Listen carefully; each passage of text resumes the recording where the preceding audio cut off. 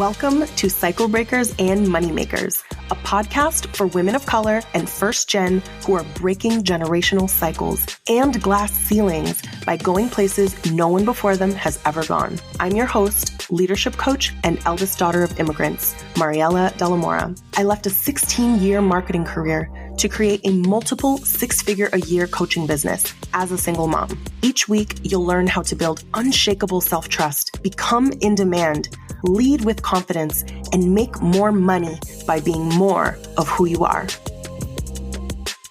Hello, everyone. Welcome to this week's episode of Cycle Breakers and Moneymakers. Today, I am joined by the incredible Kirsten Roldan. We're going to be talking about becoming social media optional with email when your strength is speaking. Now, this is most of my clients. We are verbal processors. We are ADHD girlies. We are people who get invited to speak and just really have this thought of like, email is hard. Email doesn't work for me. I'm not good at writing email. So as we get into it, I want to just introduce Kirsten, and then we're going to have a whole discussion I'm so excited for. So to introduce Kirsten, Kirsten Roldan is a seven-figure business coach and an agency owner who helps people become social media optional with email and then CEO optional and scale to seven figures on part-time hours through team, systems, and mindset. Here is how I know Kirsten. I've known Kirsten since we were in our 9-to-5s in 2019, 2020, like pandemic times. And I have watched her grow through so many phases of business, like from being an OBM, being an agency owner, being a funnel builder. Her team built like my very first ClickUp system back in 2020, Finesse Your Funnel, which was like a program that many of my clients joined and loved. And it's funny because it's like it all came back to email. Like Kirsten talks about this all the time about it always comes back to your original thing, but you come back and you clock it differently. And so I just remember us having a conversation back in 2022, before $1 Million Email, which we are going to talk about today, right before it was going to launch for the first time. And I just remember telling her, like, I just desire to be more private and really just like, she was really just learning like everyone's brain of like, what is our thoughts about email? What is our desire? How can she help to solve this problem in a different way than she solved it before? So I just wanted to say that like, I've truly seen Kirsten like do it all, see it all. She's heard it all. Like what she's doing now, I really see how like it is a culmination of all the other things that she's done previously. And it's such an example to us of the things that like we're doing that we feel like we're pivoting and we're not quite sure, but it always comes back to those things. And I also have been a member of $1 Million CEO since last year. I was one of the first people to enroll in $1 Million Email the very first time that it launched. So I believe in Kirsten. I think she's a genius. She is an absolute like thought leader ever since she had those 2020 like spicy Sunday emails, like always somebody that I was watching, that people were watching. You never had to guess where she stood. When the industry was going left, like she was going right. And I say this because there aren't very many people that I see in the industry who like truly, truly, truly like become experts at their craft and like believe and stand by the things that they sell. And so it's just been beautiful to watch her just become this like peaceful millionaire and show us all like what's possible when you create what the industry is missing. And Kirsten always creates what the industry is missing. So with that, welcome. The longest but best intro, because I was like, I know you and I love you so much. Welcome, Kirsten, to the podcast. Oh my goodness. Thank you. Keep going. No, I'm kidding. No, thank you so much. It's crazy. Like, as I was listening, I'm just like, yeah, you literally were one of the first people that I met in the industry. And I looked up to you so much and still look up to you so much. So like when you were talking, I was just like, how did I get here? Like, how did I get is literally talking about me like this when we were in the DMs, like talking about how hard it was to juggle building our business and our 9-to-5. So it's just crazy. Yeah. And it's like, I think that it makes me think about like, oh, the things that you're doing now make so much sense when you see someone's story unfold. And I also say this because I think that when we see someone, and I say succeed in air quotes, right? Like we see their success because we see the part that they share. What we don't see is everything underneath the iceberg that they had to work through, all of the undoings, all of the things that didn't go well, like all of the lessons. And like, I think because I've seen you go through those, I'm just like, Kirsten Roldan, like, she built this. Like, this didn't just happen for her. Like, she really, like, you got here through all of those things. And I think that, like, just the fact that you're here, but you're still kind of standing by, like, an evolution of the things that you've always talked about is, like, why your offers are so good. And I think that that is an example for people that are just like, it's not working. Like, it just happens so easily for other people. And I'm like, does it? Does it really? Does it? And it's so true. It's like, are you sticking by? It's hard to stick by something and stay with something and not give up on something. It's so true. Yeah. And just letting it evolve in a different way. But I think you've always kind of had the same, like, mission in mind. The thing that you wanted to create for us, the thing you wanted to create for people, I think you've just sat with different ways of delivering that. And now you've got it, like, you have it in MDE and you have it in $1 Million CEO, but, like, the evolutions were necessary. So I say this because not everybody sees that. They see what you're doing now, but I see what you've built previously and how it was, like, all necessary to get here. So with that, I'm very excited to talk about becoming social media optional with email when your strength is speaking, not only because I am a verbal processor, but because I think that it's just such a common, almost like objection or thought or experience around email, saying email writing is hard. I'm not good at it. It's good for others. It's easier for other people. It takes me too long. It would just be easier for me to go on stories and talk about it. So I just wanted to open with, like, a very big question of, like, why do verbal processors say they have such a hard time writing emails? And obviously you have so much data because you have a program and you hear this all the time. Like, just talk to us about that. Yes. I hear this all the time. I have so many clients in my program that identify as neurodivergent in a number of different ways, whether it's ADHD, autism, OCD, like, we've got it all. And so verbal processing definitely comes up a lot. And, I think you're going to be surprised by this. I like to start with, for those that struggle with that, I like to start with all the other things we're not addressing that contribute to us writing slowly and, like, having a hard time writing. And I appreciate this because this really is most relevant in women of color. And that is parents, school, language.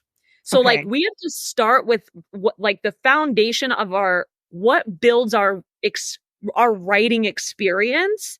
Like, what builds it? What past experiences build our writing experience?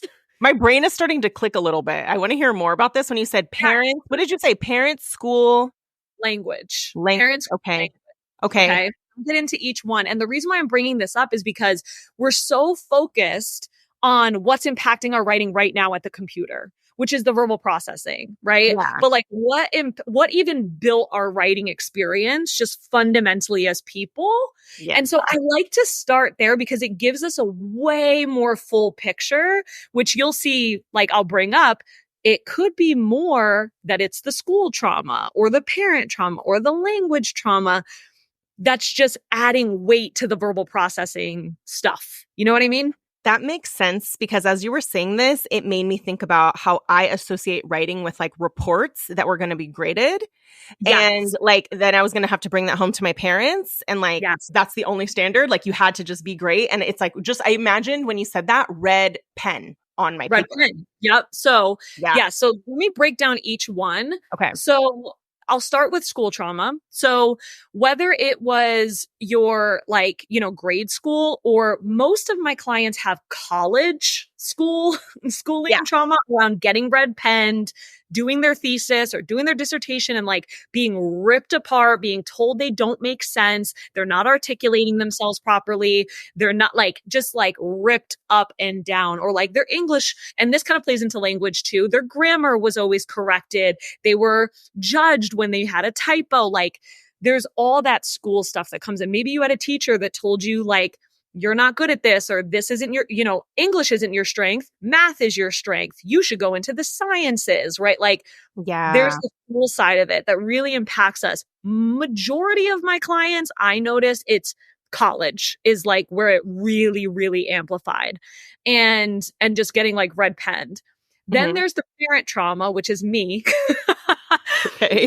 I'm like, oh my gosh, this is making sense. I'm Puerto Rican, grew up with a very Puerto Rican mother who, if I didn't write neatly, my homework, she would literally rip my homework, make me redo it on a piece of paper. And I was always the kid that showed up to school with like the worksheet that the teacher didn't give me.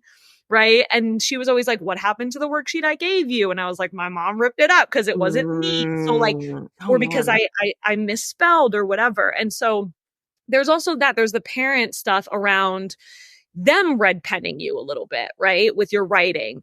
Yeah. And then there's language, specifically what I see with my clients, language around either English not being their first language, right? And so this is very much my husband, where he struggles a lot with, he has a lot of, when he starts writing, immediately he's tearing himself apart.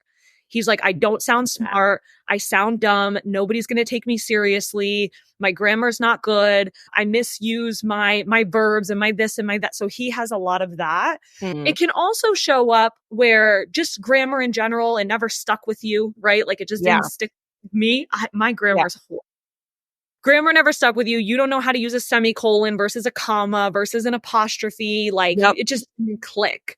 Yep. And you're trying to write perfect sentences. And I think that's what's hard, is that I tell myself, no, but if I were turning this in as a paper, this is improper grammar.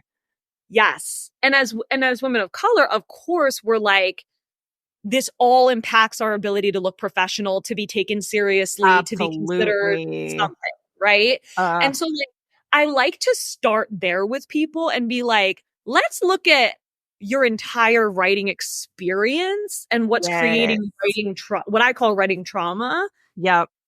Because you'd be surprised that a lot of it is so much of it is actually those one or all of those three things. That is so true. It's almost like the verbal processing. That's just the symptom, almost not the symptom, but it's just like the coping mechanism where you're just like, I'm just going to say it. I'm just going to say it. Like, I don't want to. Yes, I'm just going to say it, and then I won't mess up. Exactly. Because it'll be harder to criticize me if like I'm saying it, because then you can't look at my grammar and my punctuation and like. Right. And you'll know exactly what I mean. And I'll be able to articulate myself 100%. Like my number one, I had a parental figure tell me, you could never be in debate club because you can't articulate, like you're not good at articulating yourself. And I've taken that with me. It's funny when people talk about, like, you're such a good writer, you're such a good writer. I'm like, the way I tear myself apart when I'm writing, because I'm convinced I don't know how to articulate myself. To your point about what you said earlier, like nobody has any idea what you go through. But I like to start there. And so with my clients, when they come to me and they're like, I have a really hard time writing, I'm like, there's that, yes, but there's also all of this weight that you're dealing with too. Yeah. Make sure you're paying attention to that too. You know what this makes me think of is the way that I coach my clients, and we talk about parts work, about how we're different parts. All of us are us when we were 6, when you were in 13 and your teacher told you didn't know what you were doing, or whatever that is. There's different parts that are at the meeting while you're writing. So you're writing, but it's giving me this image of like, it's not just you. It's like you in school, you that your mom was like ripping up your homework, like you in college where they're like, you didn't follow the format. And they're just there and they're like yelling at you while you're writing an email. So no wonder it's hard. No wonder it's hard. And then you add on the neurodivergence and now you're like, I was like, forget it. I'm just going to tell my stories. Right. So I like to acknowledge all of that. Another reason why, so you asked, like the original question was, why do people with processing say that, like, why is it so hard for them? So it's all of those three things. Number one. Plus, generally people just honestly, anytime I look back on it, I'm almost always like, it goes back to the three things, because usually it's just the level of criticism that we have. It is. Like self-criticism. Yeah. That's impacting our ability to write. But if you are literally like, no, I cannot, like sometimes my brain cannot put words on the paper. Generally people, when they're struggling with that, usually it's because they just are just like completely stuck and they get overwhelmed. Like they're just overstimulated, if you will. Yeah. So the overstimulation, it's important when you're, and I also, and we can get into this, like I'm also very neurodivergent in a little bit of a different way, but still very neurodivergent. Yeah. And I get very overstimulated. And so there's, when you're writing emails, it's very easy to get like, if you're already overstimulated and then you go and sit and write an email, of course, you're going to be like super overwhelmed. Yeah. Or like distracted, because I feel like that's what happens is that like, as soon as something feels hard, the next thing that is like a distraction is just, you just want to do that instead of this. It's like, well, I'm just going to come back to it. Or this is hard. And you just come back to it. And then you never.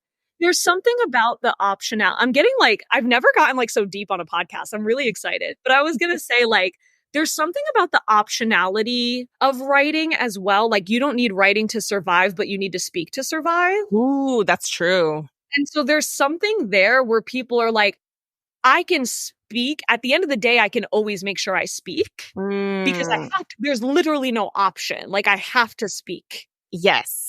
Yeah. And there's something there about that too, where then when we sit down, we're like, but do I have to do this?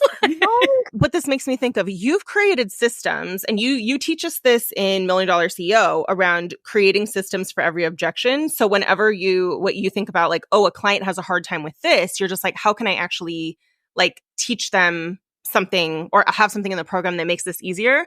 I think it's easier to speak than it is to write. I think it's because like it's easier for us to just respond to something than create something.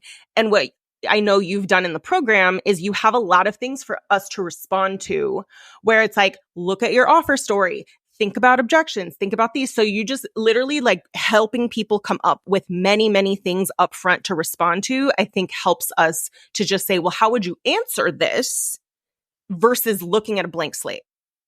Yeah, so I was created a system around that. There's really two primary. I mean, we have so many ways that we help people in the program, but there's two ways that people say help them the most, especially when they're verbal processors. Yeah. And it is the prompts that we give to write an email. So we have like to even start an email, we have 4 questions. And we're like, if you just answer these 4 questions, just write us 4 sentences, that'll get you started. And they love that. Like, love it. Can you share 4 sentences with us for those who are like, and I know you have a podcast episode on this too. I think you wrote, what is it called? Is like write $1 Million email copy? I do. It's like how to write $1 million email copy. And then I do have the 4 sentences that I'm happy to share with you. I have to find it right now. But yeah, and then the other way, while I find that, the other way is the email writing retreats. So every month, we have a 4-hour silent retreat. Like we don't play any working music. We keep it as like low stimulation as possible. Okay. No music, nothing like that. But you can get on a co-working call. There is a coach there that will literally coach you in the chat that will, like, if you're getting stuck on writing, we will literally be in the chat with you, walking you through how to overcome that stuckness, that block. And people, especially verbal processors, all the time will be like, that is so helpful for me because first of all, I'm forcing myself to sit in an environment, a quiet environment to write. Yeah. It's once a month. I know to block out my calendar and to be as like low stimulation as possible. Yeah. That day. And it's like body doubling as well. Like when someone is sitting with you. Yeah. Yep. And then from there, they love that literally when they're like, I can't write, my brain cannot put words on a paper. Yeah. They have a coach right there to be like, I cannot write, I cannot put words on a paper, to literally walk them through. And some clients are so happy when they just get one email done in 4 hours. Yeah. But then we have clients that keep coming that slowly get faster and faster. And we have clients that have said like, I'm a verbal processor, I can't write, it's really hard, that walk away with 5 emails in those 4 hours or 10 emails in those 4 hours, whatever it is, simply because they have that that support to really sit with them and walk them through writing. And like the moment they want to walk away, because I think that's what happens is we sit down to write and then carry the weight of it. And then it's like, oh, this is hard, I'm going to go do something else. So a lot of it is really like what keeps you there, like helping your clients, like keep them there. Exactly. Which I know neurodivergent folks too, like having co-working calls, meeting up with friends, like different things. Like, so it's like, it makes sense. The email retreats are literally like, how do you keep people? Yeah. I was going to say, what's nice about that though, is sometimes even meeting up with friends isn't that helpful because then you're talking to each other. You're like, You know what I mean? It's a whole thing. And it's nice to like, yes, you'll have friends in the community, but like, it's really a place where you're like, we're going to be as focused as possible on writing, like, and really just make it to where we sit with each other and we're all working toward the same goal and we're cheering each other on. Like when someone writes one email, we're cheering you on. When someone just comes up with email ideas and they got through that, like the level of accomplishment people feel when they just do that is we all celebrate it. It's really exciting.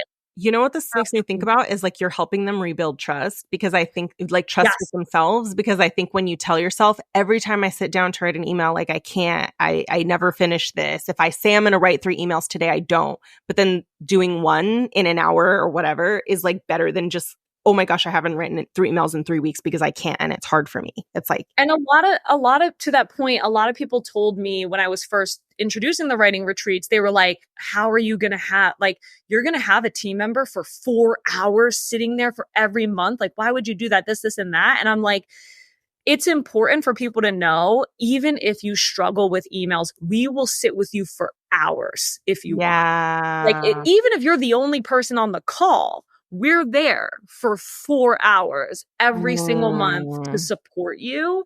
And I just think clients really appreciate that. Like, they're just like, wow, that's why people struggle so much, is they don't have that like a level of accountability, but also just like space time with an expert to really help them finally learn how to write emails consistently, how to get emails off their plate, etc. So it's even willing to hear you say that. Like when you're like, we will sit with you like for the entire 4 hours. We're there. We're going to be there regardless. Because I think when I think about like academic trauma and things like that, it was always like, you're in a time crunch and you're writing to avoid red pen. Like you're writing to avoid criticism. It was always just a lot of just that versus I'm going to sit with you for as long as it takes. Like we are going to show up regardless, and you get done whatever you get done, but we're here for you, is just like And we have a rule on the back end on our team where we don't correct grammar, we don't correct anything like that, because we're not here to red pen your grammar like the way you did in school. We're here to just, hey, did you introduce the problem? Is it the right problem that your clients want to hear about? Did you introduce it in a way that's exciting, attractive to them, etc.? And are you providing the solution that is most likely for them to buy into? But we're not red penning your sentences, your structure, your punctuation. Like we don't do that at all, because that's what people get very activated when they first join. They get pretty activated by the copy reviews if there's someone that has that background, because they're like, is this going to be right? Is this going to be good? Is this going to be, etc.? So we even send an email after we send a copy review where we're like, hey, we just gave you feedback, but the email is okay to send. Like, it's okay. If you got feedback, it's okay. Like, we're always going to give you feedback. That's our job, right? But like at the end of the day, send the email. Don't wait for us to give you good job. Like, just send the email, because that's going to be better for you than getting stuck in perfectionism, getting stuck in the whole, like, does teacher like me energy, right? So really important. So I found the 4 questions. So we have 4 questions depending on the kind of email you're writing. I'm going to give you the most common kind of email that people write, which is a problem and solution email. So that just means like, here's your problem, here's my solution. Okay. Why does this matter to the client? So the problem is, let's say you write emails slowly. Why does this matter to the client? Because you don't want to write emails slowly, right? Why aren't they doing it? Like, why aren't they writing emails faster? What will happen when they do it? So what will happen when you start writing emails faster? And how will you help them do it? I help them with the write 10 emails in 1 hour framework, with the monthly writing retreats, etc. So it's just those 4 questions. And what we tell people is just write 1 sentence per question, like just a sentence, just answer the question. Don't try to be cute. Don't try to copy it up. Don't try to be converting, be anything. Just answer the questions and start there. And I remember you saying like write boring sentences, like let it be boring. That's what your brain's going to be like. This isn't creative enough. That's exactly what we say in the program, write boring sentences.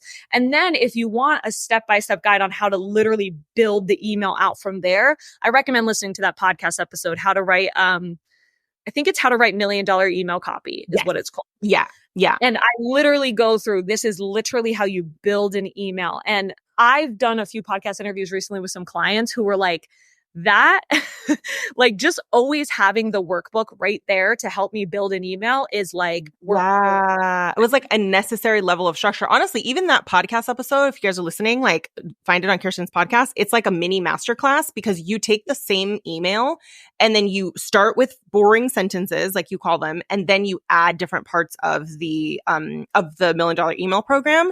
And you can start to see how like it's meant to be a process. Maybe eventually you kind of are applying all parts of the process at once, but at the beginning, you're supposed to just get the words out. And that is by far the hardest part when you're like a perfectionist and you're combing through everything with a fine-tooth comb. You're like, this needs to sound like an essay out of my mouth onto the page the first time around. And that is what makes that hard. And you really show us like, get it out of your body, get it out of your brain, and then apply the process. And for those that speaking is your strength, how would you put this in a presentation? Yeah. Like, how would you answer this? Like, this is just a presentation, or this is just a podcast, or this is just a video training. Like, if this were just video training, how would you answer it? Or like literally, some of our clients will literally record themselves and they're like, okay, why does this matter to the client? Here are all the reasons why. And they just record themselves saying it. So it's totally fine. Like there's like techniques you can do to make it easier for you if your strength is speaking. I was going to ask you about that. Like, what have you seen? And I don't know how privy you are to like people sharing like, oh my gosh, I got this email out because I did XYZ. What have you seen your clients do or people in MDE who are like, I took my verbal processing and I didn't make that a problem and I actually produced this email with it. Like, what are you seeing people do, at least until they get like more comfortable with writing emails? Because I know that is in itself like there's mindset, but what have you seen them do? The number one thing that I've seen people do that has actually helped them has been recording themselves. You can actually do it on Google Docs now, I'm pretty sure. You can like record and it like transcribes for you. I think it's on Google Docs. I might be wrong. You could do voice memos, whatever. And what they'll do is they'll literally record themselves and then they'll use the Build a Genius email framework to from there like build it out and like actually. But the issue is like, let me say, ooh, this is good. This is good. This is good. So we talk a lot about verbal processing. Like, what if, how do I want to say this? Even when you're right, even if you're a written person, like I actually, not the opposite, but I have a processing disorder where I have to read things over and over and over and over again to actually, for it to process into my brain. So I need a lot of written actually. Like I kind of freak out when people are talking at me too much because it does not process. And so for me, it's like, even when you're writing, when I'm writing, even as a written person and learner, I'm processing. Like I'm doing written processing. Like I'm dumping it all out. That makes sense. So you should be like dumping it all out anyway, regardless if you're written or verbal, like regardless. And even the written people, like even I call them the bloggers. Even the bloggers, they write very slowly and it's very hard for them to write too because they're editing while they write instead of just processing it all out, putting it all on paper. This is true. And then editing. And I do the same thing. Like, again, I'm like a written person and I have to like remind myself, no, just get it out. Stop editing while you write. So I want like the mindset shift is really like, you're going to process anyway. Like you're going to like process it. You should be processing it all out anyway. It's okay if your verbal processing looks like a hot mess on your piece of paper. Yeah. Because it should look like that even if you're a written person. Yeah. And then you go in and edit it. Yeah. And this makes me think of when I have done transcripts of things that I've said, it feels like it's so long, but I'm like, but people still get the message from it. And then it's like, okay, but the gems are in there. And like just getting them out of my body is, I think, just easier when I speak it versus when I'm writing, like you said, like editing while you're writing. It's like the college dissertation like version is the one that's like writing it and realizing that, yes, it's like we're wanting every sentence to be like good. in our mind. And it's like just that fine tooth comb that like follows you. I think that makes sense. And it's just so much resistance where I'm like, oh, but I can't. It's like I just can't put it on the page because this isn't the final thing. And I think it's just like that resistance of like, get it on the page, get it out of your brain. Just get it on the page. And then from there, it will be, then you apply it into which is super flexible, super breathable. You're not going to be like, oh no, did I do it right? Like it's a very flexible framework, but then you plug it into the Building a Genius email framework and you will see a beautiful converting email come to life without much brain for you. Yeah. And that's what usually a lot of people say when they struggle with the verbal processing and getting things on paper. They're like like having just a little bit of structure, just a little bit, not too much, because we don't do templates or anything like that, because that doesn't help you either. But just a little bit of like prompts and structure then helps you actually like do it faster and easier because you're not having to think about it. You're not trying to get your brain into something. It's just kind of doing it naturally. Yeah. Have you seen, I know that you've seen so many stories, but like, is there a story you can think of where somebody was that person that was like, I can only, maybe they went from like transcripts of a voice note to like writing and having it feel like, okay, now I can identify as a person who's good at writing emails and they have less drama, like what that looked like for them? Yes. Oh my goodness. I get really passionate about this. I have turned people who were convinced they would never be a writer into like, they now identify as writers. Like I love that. Writing. It's like the identity. The video people, like the biggest video people of the biggest video people, popular content creators that are obsessed with video, people that literally feel like they need video in order to articulate themselves. Like I've seen it all. It's a very simple mindset shift. And I put this in the copywriting course for this reason, because it's literally changed my clients' like entire identity. And it is, a good writer is just a really good problem solver. Okay. Let me say it this way. And I actually own an entire email copywriting agency. Like I'm technically a copywriter. Technically, there are copywriters that would tear me apart. My grammar's not that good. I don't have a wide range of vocabulary. I'm a very simple writer. Like I have literally had copywriters be like, you're not that good of a writer. But my writing looks really good because I'm a really good problem solver. And the reason why that helps my clients is because they finally stop attaching their writing to like what they think is good. Like, it's because like, I know how to really tell a story now. And I know how, nobody ever says that. When people are like, I love writing, they're not like, I'm a better storyteller now. They're like, oh, I've just gotten so good at knowing what my clients' problems are and articulating how I solve them. I'm a writer now. You know what this makes me think about? It's like, are you having the goal of being a good writer? And that's the goal of your words? Or is the goal of your words to help your clients with your words? And I think that, because I can see myself doing that, to be like, I want to be a good writer. I want to sound smart and professional, which I know is a very big like thought. It's just a very heavy thought for women of color of like, I want to sound like I know what I'm talking about. And then what they do, and I do this as well, is we over intellectualize what we're talking about. And you would never say that out of your mouth if you were talking. So I read it and I'm like, what are you talking about? These are very smart sounding words, but the person reading it has to burn so many brain calories to be like, what is this about though? That I think that it's just a different goal that you're showing us around. The goal of your words is to be clear and to help solve a problem, not to like sound a certain way. Right. Or tell a beautiful story or take them on a journey. And I have a joke, like, I'm so petty. I have a joke, like, stop trying to like take your readers to dinner and meet the family and go to the reunion. Like, not trying to make your readers family. Like, it's fine. Just they have the problem. Yeah. And honestly, there's something about that really clicks with the video people or like the speakers in my program. Like they're like, oh, that's actually why I'm so good at speaking, because I'm so good at showing someone a problem and showing how I solve the problem. Like I'm so good at that. And then they're like, well, I guess I could apply that to email. And there's something about that. Yeah. And like, I think about things like incomplete sentences. And I'm like, if you were writing a paper, you would get marked up for an incomplete sentence. I find incomplete sentences and repeat incomplete sentences and repetition to be helpful for my brain when you're driving a point home. And I think as you're saying this, I'm like, this is why your emails are the way someone would speak, because I could read it out loud and I don't have to look at a wall of text to figure out what you're saying. Right. And it's just almost like being kind to your audience to be like, here's what I'm trying to say. So yeah. And just I always say, be clear, not cute.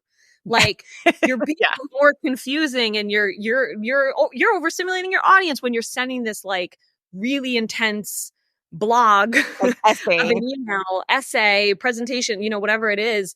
Or when you're not writing them at all, like you're not solving more problems for your client. Like writing, to me, I see writing as like, I mean, not literally a moral obligation, but you would think I would see it as a moral obligation because I'm like, I need to be solving my clients' problems every single week. Like I need to be. There's like no option. So it kind of goes back to as well, the people that end up becoming like email writers, I call them inbox leaders. Like when they become inbox leaders is really when they're like, all I have to do is solve problems. That's all a good writer is.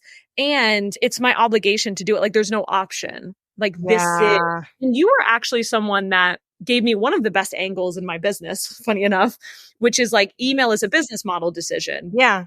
Remember you and I were masterminding on it. I remember telling you that's why I wanted to write more emails. I said I desire to be a more private person. And especially when I just mostly in that year, I had more bad mental health days than good ones. And it made me realize like how unsustainable it was for me to continue the business that I built in 2020 and 2021, which was very much a mini training, live on IG stories showing my face. And I remember talking to you and I was like, I actually don't desire this because I don't want to ask that of my mental health.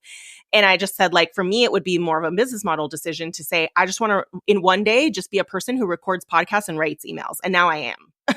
Yeah. So, and that's what I was going to say is like, when you make it a business model decision, there is no option. And then from there, you naturally just build the skill of writing and all of that. You build that skill. And so many of my clients say like, I'm so glad I stopped making email optional and I made social media and everything else optional because that's what actually got me building the skill to write and become a good writer and all of those things. So I think that this is highlights for me. I think a mindset shift that I think I'm still in, but now I see it more in my clients and now I just mostly observe it, where I think that the reason that we don't write emails or that we don't put something out and we actually just stop writing emails is that a part of us thinks we'll be worse off if we do, because someone is going to critique or criticize, or our reputation or our intelligence is going to be compromised if it's not like good. And so I think a lot of times what I tell myself about it is like, it doesn't mean it's actually bad, but it's like, I'm going to have to put out bad emails or bad content. Otherwise, I'm literally not doing my job, because that I can agree with, my brain can agree with, like, well, what if it is bad? For what you're telling yourself that it is, but how are you ever going to get like good at it according to your standards? And so like with video, you stopped. There was a point in your business where you decided it doesn't matter. I have to put something out. Yeah. Like there was a point in your business where you made that decision, and all you have to do is make that decision here. Yeah. With email, and it's like. You have to, like, you've already done this before is another thing that I like to tell my clients. Like, you've already done this. You've already made this decision before. Yeah. You just need to make it again. And that makes it so much easier. Yeah. Yeah. And I think that it's the like not making it personal, to say the point of the email is not to demonstrate how good of a writer you are or your intelligence or your worthiness or any of that. And I think because that's what we bring into our businesses is like, my business I need to show people how I know what I'm talking about. It's just such a heavy, I'd say, women of color mindset of I need to look like I know what I'm talking about, which makes the writing about us instead of the people that we're writing to, which is very like heavy. With that, I would say if for the people who are like listening and who are just like, okay, this still feels hard for me. And whether they're like joining MDE or not, or they're just kind of like, okay, how do I just get this out of my head? What would you say for them as far as just like maybe getting started or like watching their brain the next time they write, just sort of something that they can sit with or try to start to challenge the thoughts that come up like when they write? Yes. So I have a framework inside Million Dollar Email that is everyone's favorite framework, which is write 10 emails in 1 hour. It's the Write Emails Fast framework. Mm-hmm. And the number one part of that framework is there's 3 steps, but the top step is watching your brain as you write. Mm-hmm. And so you really just have to get good at when your brain says, I'm not good at this, I'm a verbal processor, for example. Mm-hmm. You have to get good at literally replacing that belief or that thought or whatever. Like you have to get good at literally coaching yourself in real time, like a client. If a client said that to you, what would you say? For me, it could be something like, if I'm like, I'm not good at this, like this isn't like my brain doesn't well, I would be like, well, let's try a sentence. Like starting there and literally coaching yourself instead of like sitting in it. Yeah. Something I told to you in the green room is a part of my neurodivergence is I have to reread over and over and over. I mean, like 100 times. I mean, one email I could read easily 100 times because I'm so like, I'm so scared that I'm like not gonna, something bad's gonna be in it or whatever. Yeah. And so when I'm doing that and I'm on like my 5th, 10th time and I haven't moved on to the next email, I have to literally be like, hey, why don't you go back to it after you're done? Mm-hmm. And like not sit and obsess and ruminate in the moment. Yeah. Yeah. You can read it 100 times once you've finished all 5. Yeah. Right? Or all 10. And so it's literally coaching yourself in real time. And you can even do that with neurodivergence. Like you can even do that with that. You don't have to. If I didn't, I would never get anything done. Right? Yeah. Like, because I could easily be like, oh my goodness, like it easily takes me an hour just to write the first email and then get through all my reviews of it, my revisions. Mm-hmm. So it's really important that you are coaching yourself in real time. You're noticing. And also very similar to what you said about like, you've got your inner child with you while you're writing, your parents, your school teachers, whatever.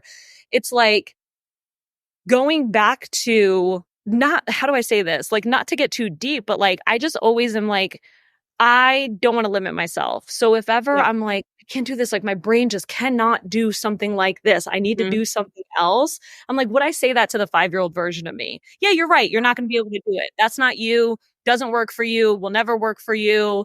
Like, do I want to tell her that? And so it's, what would I tell her? And it's like, hey, do your best. Or, hey, it's okay if you only get 1 email done. Next thing you know, 5. Yeah. Yeah. Because you like coached yourself through that process. So that alone will change the game. Yeah. Just that alone. And I think for me, I think about like, I'm aiming to get like telling myself it's okay that it's a draft. It's like, what if I get 10 drafts done? And then I can go back later and decide that the drafts are actually like ready to send. Because I think when we say that we're not willing to let it be a draft, then it like has to be perfect and you can't move on. I know that's just like what my brain does. And the final thing, and I just wanted to get your thoughts on this because I see this a lot in women of color, is around like my email has to be valuable, but the value is like education and they're just like educating and then they don't want to sell. So I just wanted to get your perspective on like what you said, like solving your clients' problems. How it's sometimes interpreted is I need to write you a dissertation on solving this problem in an email versus actually selling and talking about how you solve the problem in your offer.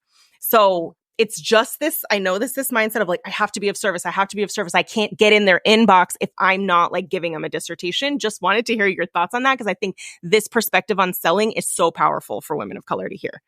We're forgetting the power of problem awareness and how much that means to us as buyers. Ooh, so I'm two examples. Both of them are clothing lines. I'm going to start with Lizzo's, and I'm not like endorsing anything. I just want to be clear. But I'm using them as a business example. Lizzo's Yitty line. Yitty was or I'm not sure if it's still going, but it's a plus size. What's the word? Why am I using the word Spanx? Like Spanx. Shapewear. Yep. It's a plus size shapewear line. But specifically, what their focus is on like, you want to have shapewear as a plus size person, but you don't necessarily want it to be tight and constricting and painful. Mm-hmm. There are so many people that never bought from Yitty, but were so thankful that there was a company out there that was aware of their problem. that people were doing dissertations on TikTok about like, finally, a company that's aware of the problem we specifically have. And like, that alone was so valuable. And it also made a lot of people buy from them. That makes sense. We're forgetting that. And I'm going to use one more example, Good American by Khloe Kardashian and her team. I remember you walking through their website where you said like, it was just their website. Mm-hmm. Yep. They were one of the first, I'm pretty sure the first ones, but don't quote me, but I'll say one of the first people to ever put 3 model sizes visually on all of their. Yeah. They like a size 4, a size 8, and then like a size 16. And you could literally click on what your size is and the entire website will change to your size. Unbelievable, right? And people were and then like their size guide was way more detailed. Like it was beyond just measurements. It was like, this is going to fit tight on you if your hips are a little bigger, or if your breast size is smaller or whatever, like size up, size down. They were so specific and so problem aware that people were just amazed by it and buying. They didn't give any value, like quote unquote value for what we think about. They just solved the problem. Valuable. Yeah. Like, valuable, just showcasing problem awareness. Like, you know my problem. This podcast episode, I guarantee you there will be people that join $1 Million emails simply because they're like, you know my problem? That you're articulating, you're saying you know my problem without even giving all the different, which I couldn't anyway. I'm more than happy to, but like without even giving the entire course away. Yeah. Yeah. People will buy just because they're like, I can't believe you know my problem. And so I say that to say, like, whenever people are trying to give it all away, and I'm also a firm believer, like, who cares? Give it all away. Like, that's okay too. But when you're like, no, I have to give it all away from the thought of, otherwise I'm not good, I look spammy, I look like I don't care, from that or thought, I can't sell until I solve all their problems or things like that. Yeah. I think you're forgetting how beautiful and exciting and urgent problem awareness alone is. Yep. You know, and just when someone sees, the last thing I'll say is like, when someone sees an email and they're like, wow, she knows me, that's like, that right there is enough. I remember when I first started coaching, it was like, I joined like a Tony Robbins and Dean Graziosi program. This is like most of us joined because of these like, bro programs, but I'm very grateful for it. But I remember Dean saying something like, when you can articulate your clients' problems better than they can, they automatically assume you have the solution. Yes, exactly. And it makes me think about that. And I'll call that like, their problem is like, there's an unmet need, and you talk about the unmet need and they're like, you're right. That's exactly what's happening right now. And you're telling them the story. And it's like, okay, that's it. Like, I'm sold, because no one's ever said that to me before. And nobody in the industry is taking that time, that amount of time to really know their client and speak to their problems, their clients' problems. That we have had plus size people forever. And we're just now getting a Good American website. Like, there is nobody, just the fact that they had that thought. And that they put it out there. Like, that alone was incredibly valuable. And I just think we forget that. I love that you're talking about this, because this is like, it fires me up, because I think this is a good reminder of like, when the way that you talk about solving your clients' problems is the way that I think about thought leadership, that thought leaders are looking for who's unseen, who's not being solved for, who's not being spoken to, who's kind of being othered, and who's being an who's feels like an afterthought, and we're creating for them. So just by you talking to them, being like, I see you. Because email, I think about, you didn't invent email, but you didn't need to invent a solution for why it's hard, why we have all these thoughts, why we carry all this trauma, why all the things. So it's like, if Kirsten can do this with email, we can do this with our literally. I still can't believe I have an entire email program and I haven't run out of things to talk about, because I'm like, just nobody, all you ever hear is, grow your list, write a newsletter. But I'm like, what about all the other issues that people joined programs for that reason, and it didn't solve my problem? That's really what it was, is that I was still sitting here being like, and I'm not actually using this program. So it's like, you're listening, you're paying attention, and that is a service to your people, because you're listening, you're paying attention, and you're solving their problems and evolving your program. So I think that's such a good example for us just by sharing that in our emails. And that fired me up to just be like, you're just helping people by making them problem aware. So literally. I love that. And we all needed to hear that. Those of us who are like, I need to give more before I like ever offer. It's like, yeah, but what if the solution's in your offer? So this was so good, Kirsten. Thank you so much just for sharing this with us. I feel like this was you've always been somebody that I think is like, you're very dedicated to just being like, I want to be the best at what I do in solving this problem better than anybody else in a way that it hasn't been solved. And I think that it's really inspirational for my people who are constantly like thinking about the unmet needs, the problems, the things that their people have tried to solve, but it's kind of fallen short. And I feel like so much of what you create is like around that. So thank you. So good. This episode is coming out Wednesday, June 12th. I know doors to $1 Million Email are open. I want to just close with like, how can people find you? Can they still join? Like sort of how can folks work with you and join your programs? Yeah, so you can go to KirstenRoldan.com to join my email list. That's where you can learn about all my programs. I send emails every single week solving email marketing, team, systems, and mindset problems, because I believe those 4 things are all you need for a peaceful $1 million business. So if you want to get those problems solved, join my email list. So you'll be able to learn more about $1 Million Email there and everything. But there's also a free training called Replace Your Social Media Income with Email. And there's a little special bonus in there if you end up joining that is really, really good. So you can join through that training as well. Amazing. All right. We're going to put all your links in the show notes, everything. But thank you so much, Kirsten. I love talking to you and just like watching you become the CEO that you are and showing the example for all of us. So thank you so much. This is one of my favorite podcast episodes. I got yay. So I'm going to get a little deep, but necessarily for my people. Yes, I love it. All right. Thank you. Okay.